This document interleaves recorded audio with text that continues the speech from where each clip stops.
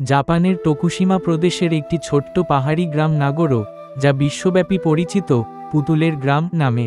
এই গ্রামটি কখনো ছিল একটি প্রাণচঞ্চল এলাকা, যেখানে কয়েক শতাধিক মানুষ বসবাস করতেন, কিন্তু সময়ের সাথে সাথে গ্রামটি ক্রমশ জনশূন্য হয়ে পড়ে। কাজের খোঁজে, উন্নত জীবনের আশায় গ্রামের বাসিন্দারা শহরে পাড়ি জমায়।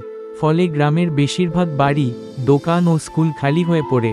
নাগোরোর এই পরিবর্তনের পেছনে মূলত দায়ী জাপানের গ্রামীণ জনসংখ্যা হ্রাস এবং বার্ধক্য সমস্যা। যারা থেকে গিয়েছিলেন, তাদের বেশিরভাগই ছিলেন বয়স্ক মানুষ। ধীরে ধীরে গ্রামের জনসংখ্যা এতটাই কমে আসে যে বর্তমানে এখানে মাত্র কয়েকজন মানুষ বাস করেন। এই নির্জনতা আর শূন্যতা কাটাতে এগিয়ে আসেন গ্রামটির বাসিন্দা আয়ানো সুকিমি। তিনি 2003 সালে তার পিতার স্মরণে প্রথম একটি মানব আকৃতির পুতুল তৈরি করেন।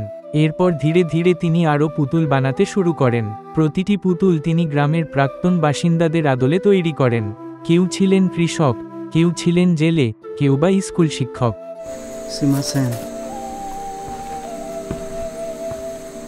আয়ানো তাদের স্বাভাবিক জীবনের মুহূর্তগুলো ধরে রাখার চেষ্টা করেন তার পুতুলের মাধ্যমে। এই পুতুলগুলো গ্রামে বিভিন্ন স্থানে বসানো হয়েছে। কেউ মাঠে চাষ করছেন, কেউ রাস্তার ধারে দাঁড়িয়ে আছেন, কেউ বা স্কুলের ক্লাসরুমে পড়াশোনা করছেন। ফলে নাগোরো গ্রামে হাঁটলে মনে হয় যেন এক অদ্ভুত জীবন্ত গ্রামে পা রেখেছেন।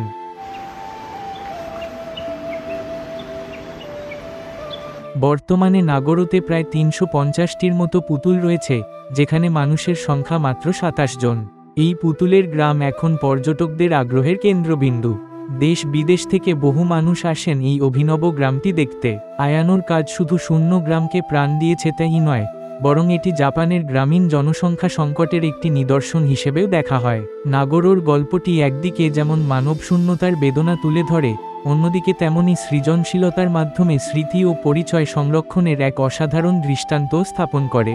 আয়ানো সুকিমির এই উদ্যোগ গ্রামের হারিয়ে যাওয়া স্মৃতিগুলোকে অমর করে রেখেছে।